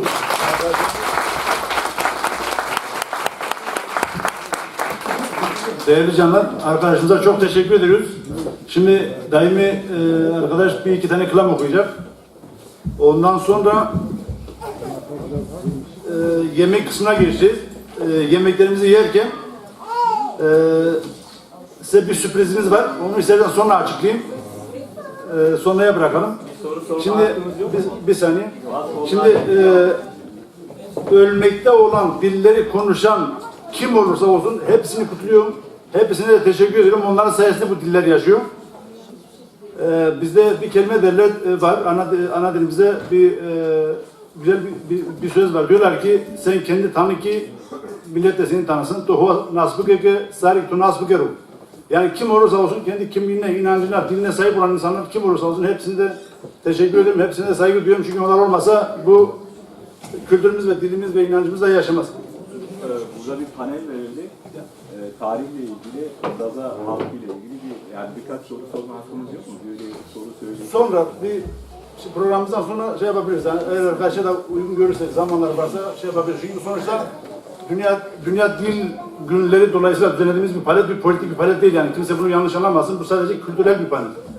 Kültürel bir panel olduğu için herkes kendi düşüncesini açıkça söyleyebilir. Bilgilendirme var. Yanlış bir Tabii şimdi Tamam, arkadaşlar sonra şey yapabiliriz. devletin diliyle burada bir halkı böyle Sonra bir şeymiş gibi göstermek. tamam, sonra şey yapabiliriz. Sonra sırayla şey yapalım, konuşalım. soru sorma hakkı var, öyle inanıyorum. Arkadaşlar yani arkadaş gelsin, sunumu yapan arkadaşlar sorularınızı sorarsınız. Ben işin müzik kısmıyla alakalıyım, biliyor musunuz? Soru belli bir zaman tanırsınız. Tabii ki soru sorma hakkınız olmalı. Panel olduğuna göre soru hakkı da var yani. Öyle düşünüyorum. Tamam, buyur. Söz arkadaşlar. Arkadaşlar işin bu tarafında size Türkçe bir parça okuyacağım. Hep sözce okuduk. Seyit Nesimi'nin Ben Melanet hırkasını giydim eynime. Seyit Nesimi'den şöyle bir hatıra şeyim var. Onu hatırlatmak isterim. Birincisi Dersim inancında Seyit Nesimi'nin darı var biliyorsun. Mansur'un darı var ve Fazlı'nın darı var. Bunlar batini inanç önderleri olduğu için katledilmiş olan guru şahsiyetlerdir. Yani Seyit Nesimi Azerbaycan doğumlu, Şama bölgesinin ama İran'ı gezmiş, İran Azerbaycan'ı, Türkiye ve Kürdistan'ı gezmiş, sonra Suriye'ye gitmiş ve Suriye'de öldürülüp derisi yüzülmüştür. Bizim Dersim'deki dini eskilere derler ki düzge, nazliyo, dari, mansuri, nesimiu, fazliyo, Say İsmail'i hatayı duazlıyor diye devam eden dini ezgiler de var. Ben 2007 senesinde 17 kişilik bir akademisyen grupla Suriye'ye gittim. Suriye Yazarlar Birliği bizi davet etti. Orada çeşitli sunumlar yaptık. Yani Halep ve Şam'da çeşitli tarihi yerleri gezdik, üniversitelerde konferanslar verdik, televizyon programlarına çıktık. Bu arada Halep Kalesi'nde Seyit Nesimi'nin ders verdiği, yani literatür ve felsefe dersi veriyor. Oradaki medresenin odasına dersliğine gittim. Daha sonra işte enel hakkım, hak bendedir.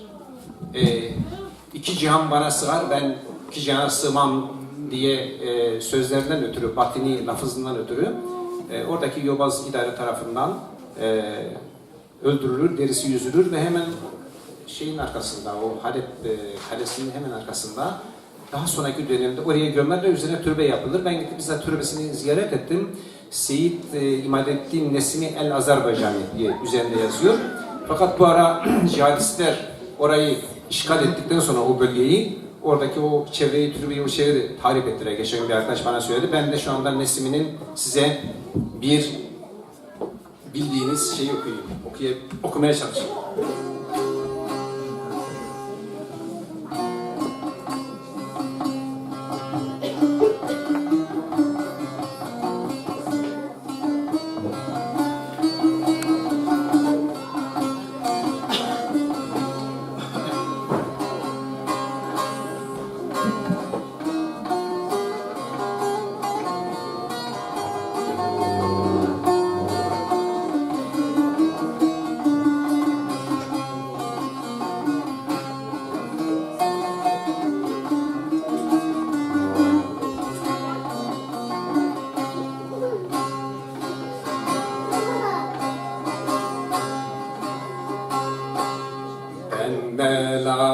Lanet hırkasını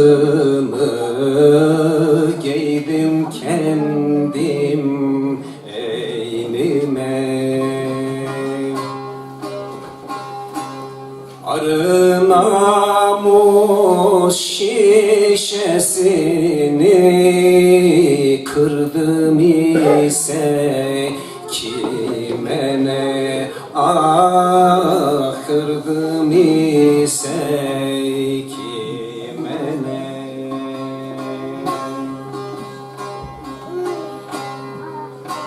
Sofular haram demişler bu aşkın şarabına.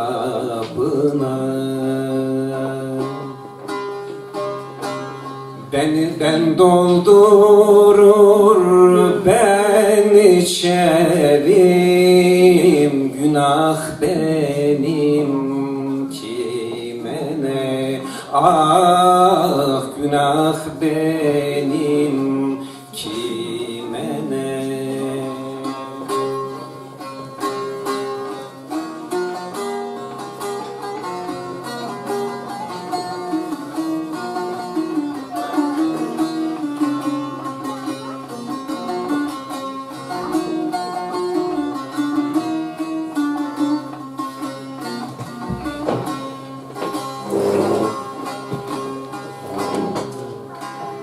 Kah giderim medreseye, alırım hak ilmini. Kah giderim meyhaneye, dem çekerim kime ne, dem çekerim kime ne. Kah çıkarım gökyüzüne, seyreylerim alemi. Kah inerim yeryüzüne, alem seyreyler beni. Haydar haydar seyreylerim alemi.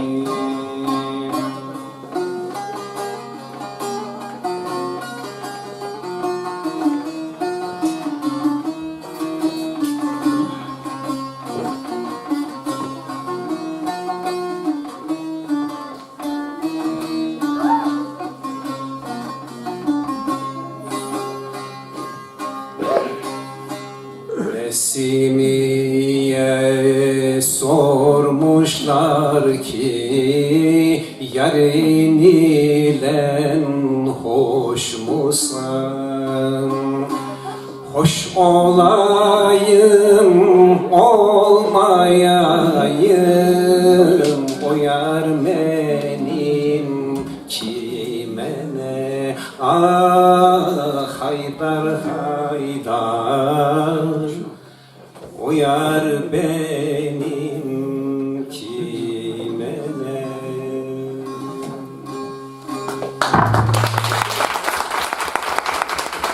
Bitirmeden bir şey hatırlatayım. Şimdi tabii böyle batini dünyada çok geçmişte bizim inancımızda, tarihimizde çok değerli şahsiyetler var. Günümüzde de vardı. Aslında bu dil katliama uğradıktan sonra, kimlik katliamı yaşadıktan sonra bu değerlerin birçoğu yok oldu. Bazıları da şey altına kaldı. Yani diğer sayfalar altında kaldı. Mesela 1980 senesinde Kutudere'de öğretmendim Dersim'de. Mazgirt'in Kurkur köyünden Seyit Süleyman diye bir dede geldi. Yukarıda Demananlı bir İsrail Hece ailesine gidiyor. 3 dil biliyor adam. Yani Kurmancayı biliyor, Zazcayı biliyor, Türkçeyi biliyor. Ayrıca bunun dışında Farsça ve Arapçaya da belli düzeyde vakıf birisi. Gezer dolaşır, saz çalar, cem tutar, hikayeler anlattı. Köroğlu hikayesini anlatır, Pir Sultan hikayesini arada şeyler söyler. O zaman Maraş ve Çorum katliamları olmuştu. Ve bu katliamlarda sonra dedim ki dede bu Alevilerin akıbeti ne olacak? Sen çok gezip dolaşıyorsun bu Alevi camiasını. Bana şunu söyle. Ah oğul, Garp alemi ilimle irfanı almış, İslam alemine dinle kin baki kalmış. Ol kinle talim terbiye ettiği kentleri Çorum'da, Maraş'ta üzerimize salmış. Yani böylesi değerlerimiz de vardı. Fark etmez, ister Türkçe ifade edilsin, ister Kurmanca ifade edilsin, ister Zazca ifade edilsin. Böyle değerler de vardı ama bu değerler maalesef yok oldu gitti. Bakın şimdi size çok kısa, uzun sürmesin diye arkadaşlar galiba programı kapatacaklar şeyle beraber. Size bir Dersim Güneş duasından, ben programı da yerine getirmeyeceğim tümüyle çünkü zaman kalmadı. Dersim kadınları her sabah güneşe karşı bir dua ederlerdi. Ve yaptıkları duanın bir bölümü şöyle. Ya Mehmet-i Homete, Tıroştu Tandera, Famu Bizandera, İlmu İrfandera, Zırmu Zandera. Ya Mehmet-i Homete, Rıs Yehora Ave Zırmu Zanide, Deru Ciranide, Vergi Yavande, Dımavana Manesarna Hode. Türkçesi şöyle. Ey ümmetin Muhammed'i güneşe diyor. Sen ilim ve irfandasın, sen akıl ve izandasın, sen ışık ve ısıdasın, sen cümle candasın. Ey ümmetin Muhammed'i güneş, rızkından önce cümle alemi ver, sonra kapı komşuma ver, sonra yabandaki aç kurda ver, en sonunda biz naşarlarına ver. Şimdi bu kadar humanist değerler var, bu kadar internasyonel değerler var bu dilde. Dolayısıyla bu dilin korunması gerekiyor, bu dilin yaşatılması gerekiyor. Ancak bunu yaparken tabii bir başka halkın varlığına, kültürüne, şuyuna buyuna şey yapmak lazım, saygı duymak gerekir. Bunlar çok önemli şeyler. Bugün biliyorsunuz yani Afrin bir işgal altındadır. Ben o bölgeye gittim. %85 Kürtlerin yaşadığı bir bölge. Bu ırkçılığın ta ayağa kalktığı bir dönemde bir anda işte şehitlik, gazilik naralarıyla insanlar o bölgeye sevk ediliyor ve bir savaş tamtamları var. Oysa ki o bölgede insanlar nasıl bir idare kurarsa kursunlar Suriye'nin Kürtleridir. İsterse ayrı devlet olur, isterse bağımsız bir federasyon olur ya da otonom bölge olur.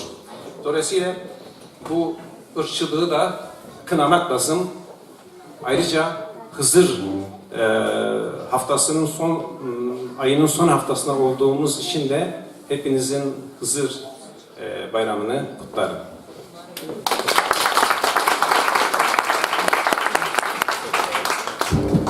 Arkadaşlar her iki misafirimizi büyük bir sabırla dinlediğiniz için çok teşekkür ederiz. Şimdi bu bölümde de bir 5 dakikalık bir soru bölümüne geçeceğiz. Ondan sonra programımız çok uzun sürdüğünden dolayı Daha sonra yemek bölümüne geçeceğiz. Yani yemek faslına. Yemeklerimizi yerken yemeklerimizi aldığımız zaman aramızda olan bir tane arkadaşımız var. Çok güzel sesi var ve çok güzel keman çalıyor. Yemeklerimizi yerken onun da keman müziği eşliğinde yemeklerimizi yiyeceğiz. Şimdi sorusu olan arkadaşlar, eğer istiyorsanız toplu olarak bir kişi mi soracak yoksa hepiniz tek tek mi? Arkadaşımız not alacak, hepsine toplu olarak cevap verecek. Buyurun. Belli olmaz mı? Buyurun. Muhtar buyurun.